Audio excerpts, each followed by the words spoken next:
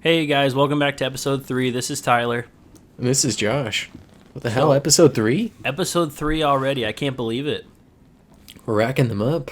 We are. How has feedback been on your end? It's been good. I've heard good things. Everyone wants video. That's the one thing I've heard as well. They want to see your luscious hair. It is getting pretty nice, isn't it?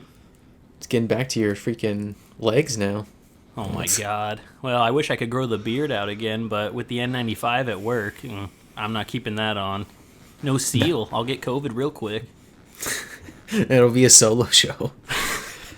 You'll have to carry me for my 14-day quarantine.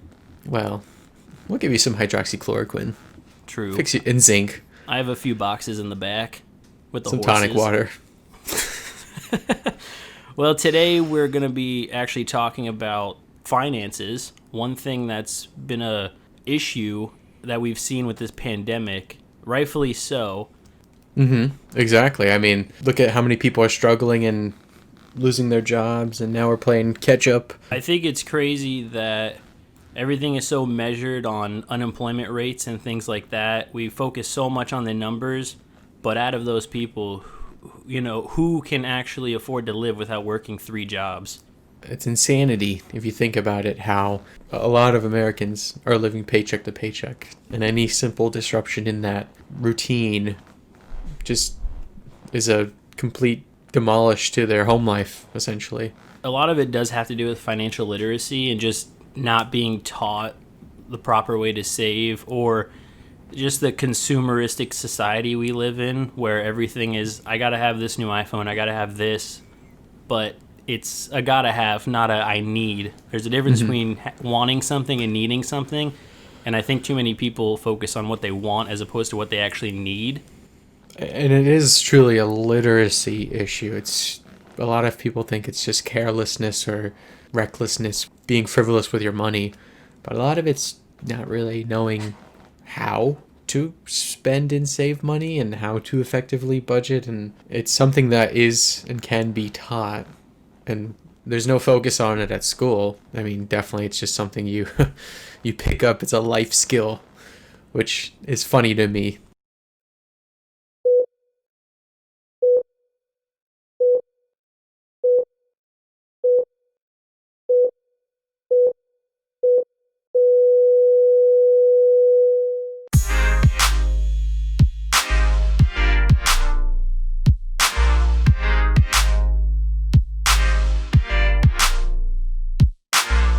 I watched something on TV yesterday, a show Sam and I watched called United Shades of America on CNN. It's a very good show, and they went to a local school, I think in Cleveland, and all the students there, they were actually taught skills. So you could do your nursing your last semester. They even had a criminal justice path, and it was all about getting jobs, acquiring the skills, and learning how to manage money, finance, and how to navigate life, which is something that's not taught in high school. And I feel like now you have to learn everything your freshman year of college before you pick your major, and that's not a good way to start off your adulthood life. No, it's you're playing catch up, and you may have picked up things as you grow up, and sometimes those things are not always the best habits. I think having a focus on financial literacy and putting that into school at an earlier age, as opposed to either extracurricular or by chance you might have a class in college on it. And I think focusing on starting early and teaching people is very important. One thing that helped me, which I did recently, was I read The Simple Path to Wealth. Did you read that one as well? Yeah, that was a good book. Very basic and straight to the point. The main focus was how to save and how to be not frugal, but just responsible with your money. And one of the major things was just making sure you have a certain month's savings on hand. Once that's funded, do your minimum at work, your 401k, then an IRA. And it doesn't take much. It's just a percentage every check. But again, a lot of people don't know how an IRA even functions, or what a 401k is, or how to open one up. So this book was very straightforward, simple, basic, get you to retirement, and very reader friendly. It was a quick read. I feel like it can seem daunting to think about financial literacy, and the way to handle money because there's so many different factors. You just mentioned three different things: 401k, IRA, and I was never taught any of that in school. You get your first job and you're like, oh, okay, I'm putting money in this thing called a 401k. What is this? And then you analyze it further, and there's different stocks and things you can buy with it, and you're like, I don't even want to deal with it. I'll pay someone to deal with it, which that has its own problems. Yeah, then you end up paying half your fees for people who try to guess the market, which isn't even possible. I mostly learned this stuff from my parents. I never even learned about any of this in school, not even in college. No. I don't. There was never any formal teaching for me on this. It was all just straight up internet, listening to others, things like that. Reading Simple Path to Wealth was a good book. I mean, there's plenty of good books. Richest Man in Babylon, I believe. Your Money or Your Life is another good read on that front. I read that one too. That was important to read. Sanity and not choosing money over your own mental health and physical well-being. I think you know something about that. Oh yeah, workaholic when I first started, but you get to the point where, is this little bit of extra money worth it when you have all these hobbies and things you want to do, family you want to spend time with? It winds up not being worth the couple extra dollars. Yeah, if you're in the position where you can survive off, that's a separate issue, but if you can survive off your full-time hours, I mean, you can throw yourself into the fire with overtime, but I find I enjoy my hobbies in my life more than working for the rest of my life and working myself overtime while I'm young and can still go out and do things. I mean, pandemic aside. Speaking of the pandemic, one thing that's actually kind of pissed me off throughout this whole thing is you've seen the stimulus package pass, the first one, where we all got a whopping $1,200. Whoa, cool. But companies like the airlines got $55 billion. So then we're lectured on how the American people are supposed to have a savings. They need a savings. This is their fault that they're in debt. They're losing their homes. They can't afford their mortgage. They can't buy food. Meanwhile, you bail out an entire industry who charges $50 if you go over 1 pound of luggage on a flight. Where is their savings? Why is it one set of rules for us, but for corporations it's not? Which, oddly enough, every penny that they got was from taxpayer dollars. So maybe we can't save because we're funding these big corporations, and they give golden parachutes out to their CEOs. And it's just wrong that we're lectured the way we are and expected to have all this money, yet wages aren't going up. And that's the flip side, is people can't save. Most people cannot save. No, the amount that people are paid, you generally, I mean, people like to create these imaginary budgets, but generally you get paid at a certain level. All your money's going towards your bills, your rent, your mortgage. At what point are you able to put away money so that when things get tough, you're safe? I mean, the reality is, yes, part of it is also pay, and the other part of it is financial literacy. They go hand in hand. Now, I see the argument used a lot, like, okay, people get paid more on unemployment than they do actually working. I see that argument used a lot. I mean, to me, people like to target, okay, so they're lazy because they want to collect the unemployment. Maybe we analyze, like, why is their job paying them so little? Yeah, people usually find a scapegoat, and it tends to be pointed in the wrong direction. Let's break that down about the current unemployment situation.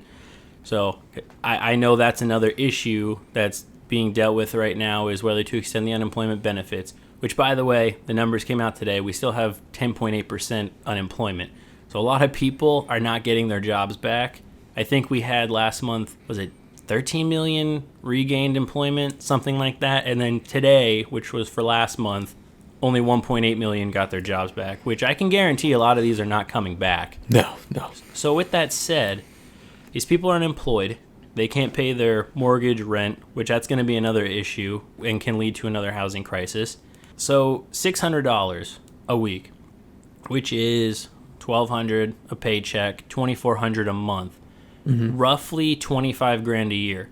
That's still poverty. No one in this country can live on $25,000 a year and have a roof over their head, food on the table, and be expected to save for retirement so that they don't live in poverty or on the street when they're 70 years old. I don't understand why there's such animosity towards these people when most of them were hardworking people and lost their job for no reason but a pandemic. There definitely is a hostility, and I almost wonder if it comes from like a position of envy or whatever the case may be, is that they get paid so much for doing nothing. But I mean, the reality of the situation is these jobs are, like you said, are not coming back. Automation is coming, and this pandemic has only ignited these companies to be like, oh, I don't need these people. I can either downsize the company, automate these jobs, and in a 5 to 10 years from now, this is going to ignite that change even further. There's so many jobs are not coming back. So why there's such a hostility towards these people that aren't working? I mean, you want to analyze the system that's in place and be like, okay, how do we fix this system? You know, it's ridiculous that, as you were saying earlier, corporations get so much money and you can't make a living off unemployment, but you can't make a living off your job. And also, that job is not guaranteed. How do we solve this problem? The interesting thing is when we talk about corporations, Walmart's a good example, Amazon's a good example. Walmart usually winds up getting money back every year from the IRS, which doesn't make sense to me. But 42% of workers make below $15 an hour, which means the majority of those are living in poverty. With that being said, why is it those people's fault that they take food stamps or Medicaid, whatever, because they need it to survive and support their family? But we don't blame the corporation that has the funds that they literally are supposed to be paying for these people to have a quality of life. And then we vilify the lower class, the working class, for taking these programs. And we say, well, I'm not paying for these lazy people. Which again, yes, there are people in any system that will abuse the system. It's true. There are people who may get unemployment that just don't feel like working. Why do we vilify the other 99% of people who don't abuse the system and who need this money? Again, this is individualism. It's not a good look for humanity. And instead of being mad at Amazon, where the owner is worth $180 billion, you're pissed off at a guy who's never going to be able to retire and just needs some food for his kid. Yeah, and that's the other part, is you have these grand, extravagant people with billions, almost trillions amount of money, and you have people who will never do anything other than work until they can't work anymore, because they're never going to make a significant amount of money to ever put away, to ever think about vacation. That's probably not going to happen. With the amount of money we have in this country, we still have 38.1 million people living in poverty. That's almost 12% of the American population. Yet you have one guy that is almost worth $200 billion. $200 billion. Could you imagine all of the issues that could be fixed if this one person even gave half of that away, which he would make it right back? It could literally end homelessness, end hunger. And I don't understand, why wouldn't these people want to do that? Why is it just a power system or a power grab? So, to play devil's advocate, I agree with you, but I hear the argument made like, well, Jeff Bezos did this by himself, or whoever these billionaires, millionaires, they did it themselves. So why are we entitled to their money? How do you counter that? Anyone who says they're self-made, I'm sorry. No one has done it by themselves. And I think a good example of this was Starbucks. Howard Schultz, when he tried to do his presidential run and got ripped to shreds because he was self-made, did it all on his own. Meanwhile, it was found out that when he was coming up, he lived in subsidized housing, he had food stamps, he used Medicaid, all while coming up with this idea. Great idea, yes, worth tons of money, not saying he shouldn't be. But don't say you did it by yourself, because guess who was paying for your subsidized housing? We were. I think it's a big misconception that people did it by themselves, and it's not to be diminutive to the work that the individual does. You went to school, you got your education, Tyler, you're working as a nurse, you got there, but obviously if you look retrospectively, you had support along the way. It's not independently. Now, does that mean that in your situation, let's say you become a billionaire, am I entitled to a bit of that money? We're not saying that. That's not the argument being made here, but the argument being made is that to expect to make a living of any sort off $15 an hour while you have these people just raking in cash that more they can ever do anything with, and oftentimes it's sitting in their hands, not being put back in the economy, that's a problem. Which $15 an hour is the new suggestion, which is often viewed as radical, but there have been plenty of independent studies shown that in America, minimum wage should be $22.60 an hour for someone to be able to live without government assistance, eat, provide for a family of four, and retire. And $15 an hour isn't even close to that. And I don't understand why there's this thinking that minimum wage is for high school kids to have a job and have some spending money. That's not what the minimum wage was created for. Minimum wage was created to give you a minimum decent quality standard of living, not so you can live in poverty and starve. Here's the other issue too is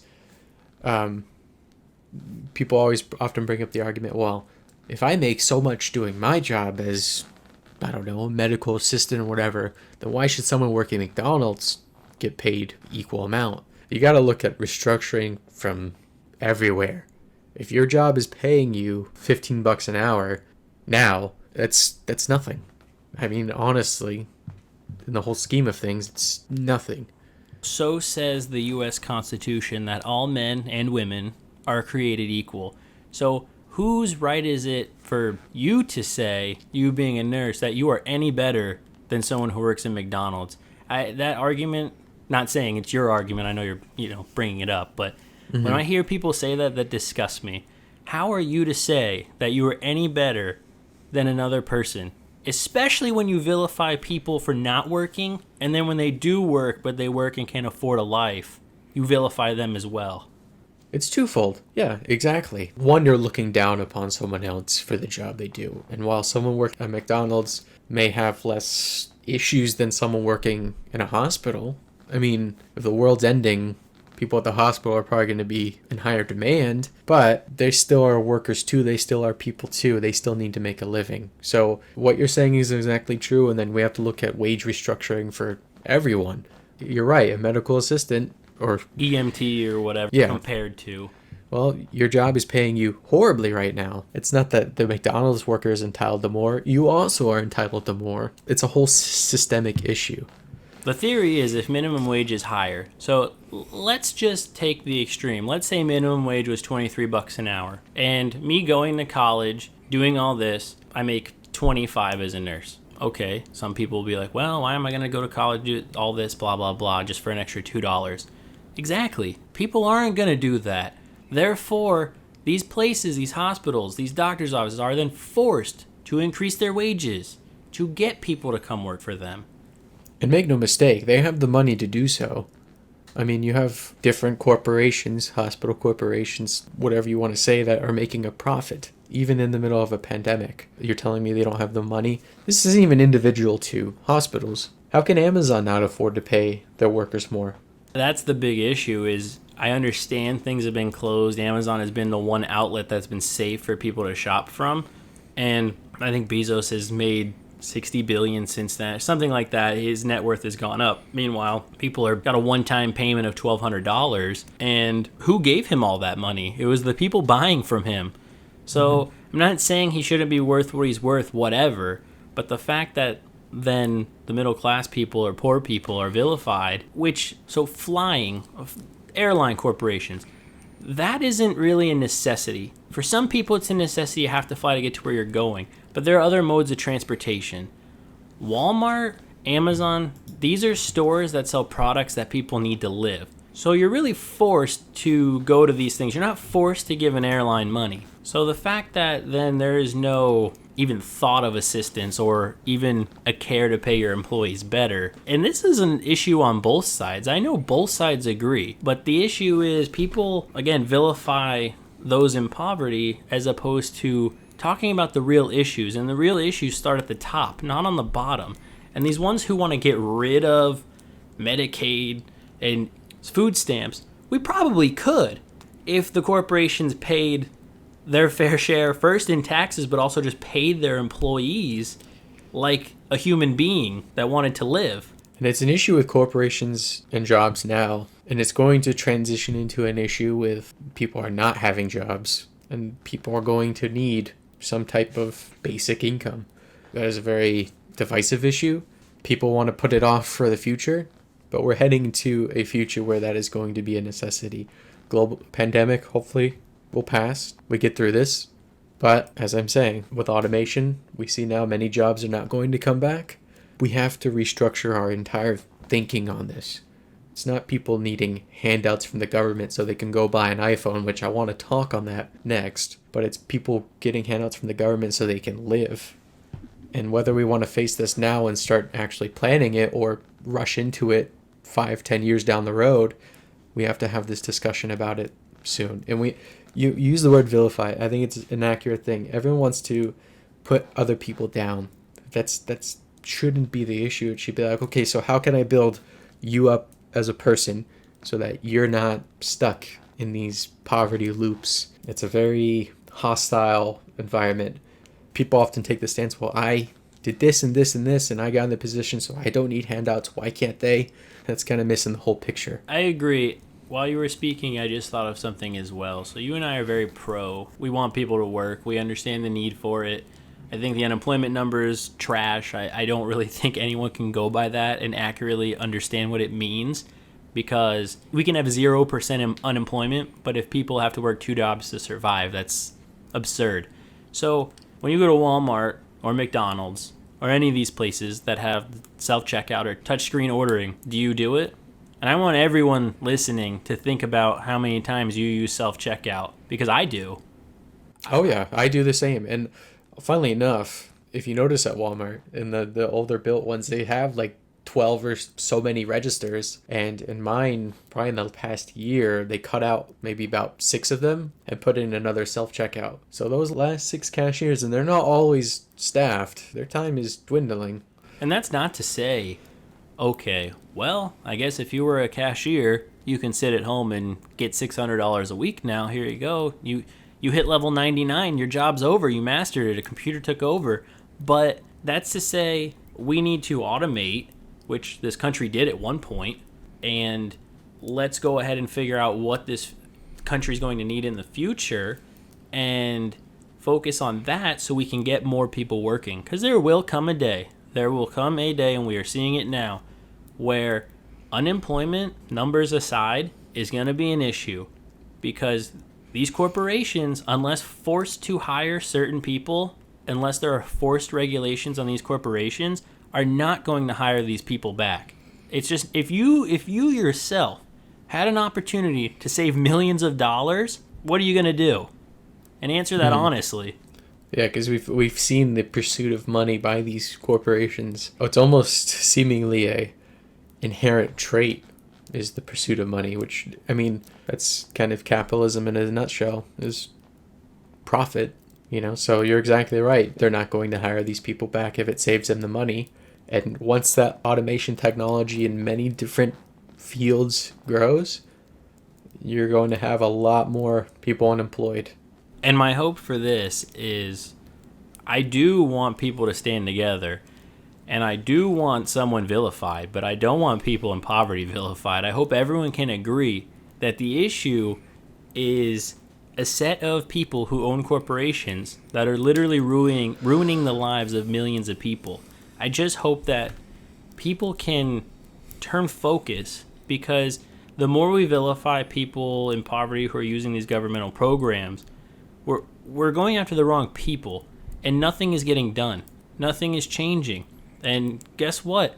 Your next door neighbor isn't the one buying off Congress and senators. It's Walmart. It's Whole Foods, Amazon. Those are the people that are buying off members of Congress, so no laws are passed to help employees. It's not your neighbor. It's not the guy on Medicaid. It's the people who are running the world, essentially. Exactly. And we've been talking a lot about poverty, and we started talking about financial literacy. I think one thing people often laser focus in on is, well, they got these people in poverty, whoever got their nails done or got a new iPhone with their stimulus check. Why should I have to help them? There's a lot of issues in the thought process when you're in poverty. And you kind of get in these poverty loops where you never really get to see the light at the end of the tunnel. You're just kind of living paycheck to paycheck. Like I was saying earlier, at what hope do you have for a vacation when all your money is going to your bills? And we do live in a consumerism society, undeniably. People want the latest and greatest things. And without financial literacy, you may be like, okay, well, I can lease this phone from my cell phone company and only pay such and such an amount each month, and I'll have the new iPhone. Or, oh, okay, I can use a chunk of my stimulus check to get my nails done. Whatever common argument people want to use. If we kind of shed more light on financial literacy and be like, hey, maybe it's not a good idea to lease a phone. Maybe you'd save more money in the long run by buying a cheaper budget phone that still works just as fine, which, by the way, you recently got a new phone. What kind of phone did you get? I just got a basic. I have Metro PCS, so I don't have anything crazy. I just always get budget phone. 2 years later, get a new one, but it doesn't cost me much. I'm not going to pay $1,200 for a phone that I, again, don't need. I have a flagship Samsung from 2 or 3 years ago. Your phone probably works just as good, if not better, because it's more recent than mine, and it's a budget phone, and it works great. There's no issues with it. But again, it's a poverty loop. It's all marketing. I want to say two things to your point. So you spoke about the stimulus check and people getting their nails done or buying a new iPhone. I'm going to take it a step further here. If people get $1,200, which, again, I don't know who at home is thinking $1,200 is a lot of money. Any adult will tell you, I probably have a debt that's worth $1,200 that it might help me break even. So let's take $1,200. If you're someone who's poor and you've never been on a vacation before, maybe $20-$30 to get your nails done is a vacation for you. So again, think about that before you judge. Secondly, and this kind of shows hypocrisy again, what was the $1,200 called? A stimulus check. What was the whole purpose of that check? For people to go buy iPhones, go get their nails done, stimulate the economy, pay businesses. So the fact that people would sit there and say, oh, you took your $1,200 and did this with it, blah, blah, blah. Well, it's kind of was the point in the first place. Luckily, I didn't need to do that, or I didn't need to pay anything off. Again, I'm also not in a situation as are many Americans. I'm blessed. I have a job that hopefully, I don't think going anywhere. I don't know if a robot can do nursing yet. Maybe one day. But yeah, many of these people who, again, are in these positions really not because of laziness or anything else, but lack of opportunity. My dad's a perfect example. My dad is the hardest worker I know. He consistently busts his ass, and he's very smart. And the issue is, he didn't have a support system like he gave me and like my mother gave me to, even as many times as I screwed up, they were always there to kick me in the ass to get me going. So I had these opportunities. My dad never had an opportunity to go to college. It was no fault of his own. He grew up in a shitty situation, and it was, guess what? You got to start working, find a job, because couldn't afford to go to college. Right.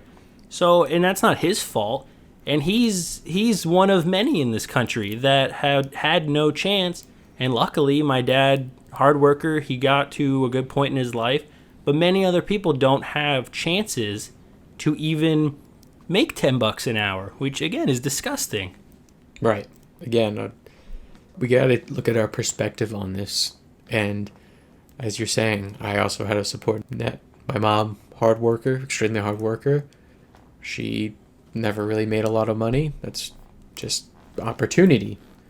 And, we grew up very poor, but we got through it. But as you're saying, it's just you have to look at how these, quote, self-made people made it there. We got to where we are because of our support systems. But without that, who's to say where we would be? Which that is what the United States federal government is supposed to be. A support system. It's supposed to help lift people out of poverty and give them opportunities. And we haven't seen that probably in the last 40 plus years. There was a time, you had FDR, Truman, JFK, Eisenhower, LBJ too, created programs to lift American people out of poverty. Look at Social Security. 1 in 2 seniors was living on the street in poverty after the war and before Social Security was created. Do we want to continue that? I mean, was that something that people were so pissed off they had to pay into to help people not die on the street? 1 in 2. Think about that. You see 2 people, one of them's living on the street, one may have a decent retirement. And there's been no assistance, and programs like that have been gutted since then. So people have been made to fend for themselves, therefore creating the thinking of, it's every man for themselves. I'm not paying my $50 a year from my paycheck to pay for food stamps. They need to get a job. Well, guess what? You have to work to be qualified for food stamps. So they are working. It's not their fault. It's a mindset, and we have to analyze this mindset and really discuss why certain people are in the situation they're in. I mean, it's very much a hostile environment for whatever reason when you discuss this topic. And people don't seem to be cognizant of the poverty loop. It's all just, every man for himself, the individualism. And that's what frustrates me about this topic, is the fact that we're all people. We all deserve a shot. We all deserve a comfortable life. And until people start recognizing where the problem is, who's causing the problem, nothing is going to change. Nothing is going to be fixed. And It's frustrating that people couldn't care less about anybody else. And the whole point of this podcast is I like to bring people together and make them realize we all have common goals. I can sit there and tell you, do you think it's right Walmart got $400 billion back from the IRS this year and you owed $200? No. No one will sit there and tell you that that is right or just. Meanwhile, me and that other person, we paid whatever we paid into subsidies for the people who work for these corporations who can't afford to live. Everybody can get back behind that. And I think it's messaging. It's always messaging. And yes, media plays a role in it as well. That's another thing people can commonly agree on. You're exactly right. And it's twofold. It's the inherent system problem. And also, we need to do more education on financial literacy. Yes, that's true too. School has gotten away from teaching anything relevant to life. It's, here are your math equations, learn this. And people do need to know it, don't get me wrong, but they also need to know how to balance a checkbook. Well, I say balance a checkbook, people don't really do that anymore, but things like that, how to allot 10% to savings, 10% to retirement, and this and that. No one's taught that. And if you have a parent who needs school to keep their kids there so they can go work, if they're working 2 jobs, they're not going to be able to teach their kids financial literacy as well. Right. Or they might not know it themselves. Well, while we're on the topic of teaching too, I know an issue is whether to send your kids back to school. I do have a friend who's a teacher in Jacksonville. I'm trying to coordinate with her so she can come on, be a guest with us, so we can talk to her and try to pick her brain on how she's feeling about the whole back to school safety from her end and from the kid she teaches end. I spoke with her the other day. She had a lot of very good insight about the topic, and I asked her if she wanted to come on, and she said she would, so we just have to coordinate something. I know things have been kind of crazy with the almost hurricane, and pandemic too has been difficult, but I'm trying to get that set up for us in the future as well. I think that would be a good discussion to have. Yeah, that'd be very interesting, especially we're back to school time. Very close to back to school time, which A lot of people are not happy with other people with differing viewpoints on that. That's some of the Facebook stuff I've been seeing on that has been pretty crazy. Well, I think we had a good discussion here. Yeah, sorry I sounded so heated. People are going to be so afraid of me. No, they already are. It's the hair. I want equality. Injustice is an issue to me, and I don't think that me being a nurse means I'm any better than a guy who works at a gas station or works at McDonald's or works at Walmart. We're all people. We're all trying to make ends meet and do better for our families and for us, and just try to live the so-called American dream. Yeah. Again, we want to analyze the hostility, because there definitely is a hostile tone when you talk about this stuff. And exactly what you're saying, we want there to be an equal system in place, and it's going to become a more pressing issue post-pandemic and in the years to come, where these support systems are going to start playing a bigger role than maybe some people like. But really, I want you to think about why you don't like these support systems if you believe that way, and think about the reality of the situation. Think about how many people didn't like the Affordable Care Act until the Affordable Care Act was almost taken away. How much do you like Social Security, or you don't like Social Security? How much will you like it when that gets taken away? So, just things to think about. But I'm actually really excited. I'm thinking about all the people we've talked to in the last couple of weeks, just about this cast and just the feedback, and possibly getting on the video for you guys, and just some of the guests we have that we've talked with. Yeah, we got some exciting things in the pipeline. Some good discussion locally and actually afar as well. So we will talk with you guys soon. Find us in our usual spots: Spotify, Yep. YouTube, pretty much anywhere you can find a podcast, you can find us. The Nurse Bros. And Facebook is facebook.com/The Nurse Bros. Thanks for listening. Yes, thank you for listening. And until next week, we will talk with you then. We'll see you next time. Bye, guys.